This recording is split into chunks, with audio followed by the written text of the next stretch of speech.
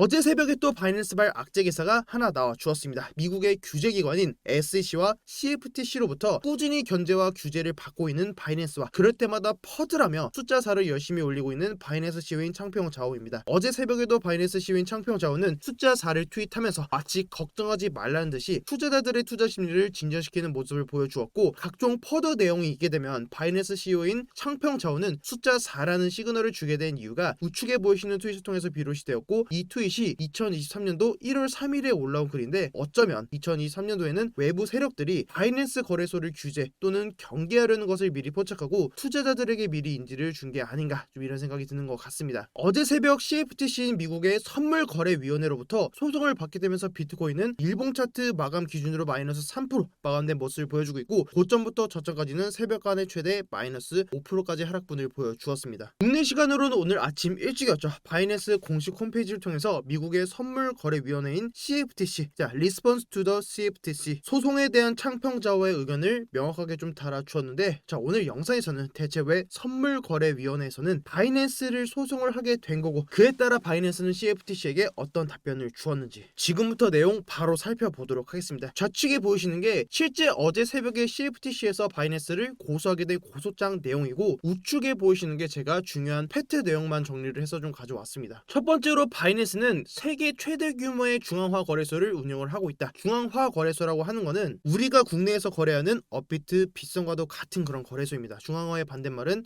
덱스가 되겠죠. 두 번째로 2019년도 7월부터 지금까지 상품 거래를 위한 시설을 운영해 왔다. 미국 거주자들에게 비트코인, 이더리움, 라이트코인을 이전부터 증권거래위원회인 SEC와는 다르게 비트코인과 이더리움을 증권이 아닌 상품으로 규제를 해야 한다고 했던 CFTC에서 이번에 상품에 대해 라이트코인까지 포함을 한 게 우리가 좀 눈여겨볼 만한 그 소재가 아닌가, 이렇게 좀 내용을 보고 있고, 다음으로 세 번째로 2017년도 플랫폼 출시 이후에 바이낸스 출시 이후에 바이낸스를 미국에서의 사용을 차단했음에도 미국의 직원과 공급업체에 의존을 하고 VIP 고객들을 적극적으로 양성했다라는 의견을 내어주었습니다. 단순히 코인을 거래를 하기 위한 목적을 제외하고 사적인 이득을 위해서 지금의 바이낸스 거래소를 운영하고 있다는 게 공식적인 입장이겠죠. 다음으로 네 번째로 바이낸스는 의도적으로 본사의 위치를 공개하지 않고 있는 이유가 지금의 규제를 회피하려는 의도적인 접근 방식이다. 근데 대체 왜 이렇게 미국에서는 바이낸스를 못 잡아먹어서 안달일까요? 그럼 창평자오가 우리가 어떤 사람인지부터 알아봐야 되겠는데, 창평자오라는 사람은 1977년 중국의 장수성에서 태어나 1980년도에 캐나다로 이민을 갔고 일본과 뉴욕에서 돈을 벌며 생활을 했습니다. 성인이 돼서야 중국으로 귀국을 한 다음에 2014년도에 상하이에 있는 본인의 집을 팔고 비트코인에 투자를 처음 시작했습니다. 그리고 2017년도에 중국 홍콩에 있는 바이낸스를 최초로 설립을 하게 되는데, 코인마켓캡 현재 시간 기준으로 비트코인의 거래량이 가장 많이 나와주고 있는 거래소는 다름이 아닌 바이낸스입니다. 현재 24시간 기준으로 비트코인의 거래량이 24시간 기준으로 24조 원 정도가 나와주고 있고, 바이낸스에서 총 나와주고 있는 거래량이 약 20% 정도이기 때문에 사실상 바이낸스 거래소가 전 세계 1위 거래소라고 보는 게 맞을 것 같습니다. 현재 암호화폐를 규제하려는 기관이 크게 두 개 있는데, 하나는 오늘 설명드린 CFTC 선물거래위원회와 리플과 소송 중으로 많이들 알고 있는데 SEC 증권거래위원회입니다. CFTC는 SEC와는 다르게 비트코인, 이더리움 그리고 이번에 추가된 라이트코인을 증권이 아닌 상품이라고 언급을 한 데 있고, SEC는 비트코인은 상품으로 인정을 해줬지만 이더리움은 스테이킹이라는 시스템이 있기 때문에 상품보다는 증권으로 등록해서 우리가 관리 감독을 계속해서 해야 된다라는 주장을 밝혀주고 있죠. 결국은 정식적으로 바이낸스에서 CFTC에 정식적으로 등록하고 상품 판매에 있어 관리 감독을 하기 위함이겠죠. 관리 감독에는 자금 세탁 방지 목적도 있을 거고, 곧 미국에서 CBDC를 앞두고 의도된 바이낸스의 공격일 수도 있을 거고, 최근 바이낸스에서 중국과는 전혀 관계가 없다라고는 밝혀졌지만 미국은 창평자오의 바이낸스라는 중국계 코인 거래소에서 계속해서 코인 거래로 일어났던 이런 수익들이 중국 자본으로 넘어가는 게 아닌가라는 합리적인 의심에서 계속해서 지금의 바이낸스를 달달 볶고 있는 게 아닌가, 좀 이런 생각이 드는 것 같습니다.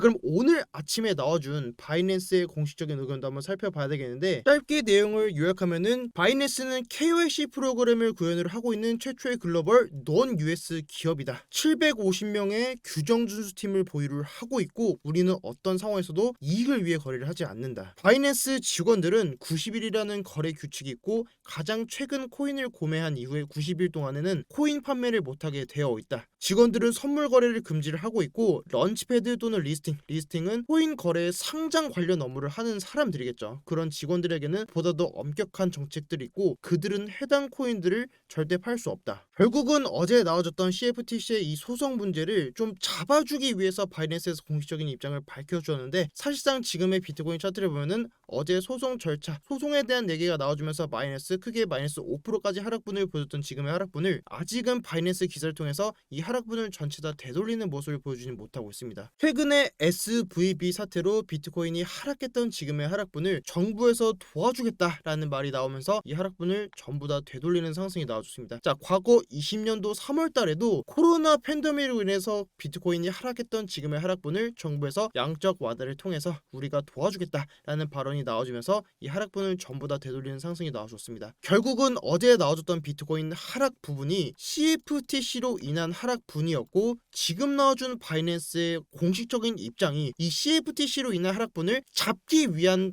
공식적인 발표였다라고 하면은 아직은 어제 새벽에 나와줬던 CFTC 문제가 해소되지는 않았다라고 해석을 하는 게 맞는 것 같습니다. 결과적으로는 연방 검찰과 국세청도 바이낸스의 자금 세탁 방지 의무 준수 여부를 조사를 하고 있고 증권거래위원회인 SEC에서도 바이낸스가 미등록 증권 거래를 지원했는지에 대한 여부를 조사하고 있습니다. 추가로 어제 새벽에 CFTC에서도 공식적으로 바이낸스를 대상으로 소송을 제기를 했기 때문에 바이낸스에서 보다 더 명확한 답변을 투자자들에게 빠르게 제시를 하지 않는다면 어쩌면 지금의 문제는 가장 최근에 있었던 SVB, 시그니처 뱅크 그리고 스위스의 크레디트 혹은 더 심각하게는 FTX의 문제와도 크게 다를 게 없는 이슈가 아닐까 좀 이런 생각을 하고 있는데 결국은 투자자들에게 지금의 불안 심리를 제거해주지 못한다라고 한다면 이미 FTX로 학습이 됐던 투자자들은 혹시나 하는 마음에 바이낸스에서 자금을 조금씩 출금하는 움직임이 나올 거고 시장을 가장 빠르게 무너뜨릴 수 있는 거는 다름이 아니라 뱅크런이라고 저는 보고 있습니다. 주변에서 이제 다양한 의견들이 나와줄 겁니다. 바이낸스는 안 망한다. 1등인데 어떻게 망하겠냐. 저점 매수의 기회였을 거다. 창평자오가 숫자 4를 계속해서 가리키고 있는데 뭔 소리냐. 우리말 옛 속담에 아니땐 굴뚝에 연기가 날까라는 속담이 하나 있습니다. 제 개인적인 생각으로는 FTX 사태와도 동일하게 상황이 정말 심각하게 펼쳐진다라고 하면은 우리가 정말 그 대응을 하기가 어려운 상황까지도 펼쳐질 수도 있습니다. 그렇기 때문에 혹시라도 너무 많은 자금이 바이낸스에 투입이 되어 있다라고 한다면 관리가 될 수 있는 금액은 일부 출금을 하시는 걸 좀 권장을 드리겠고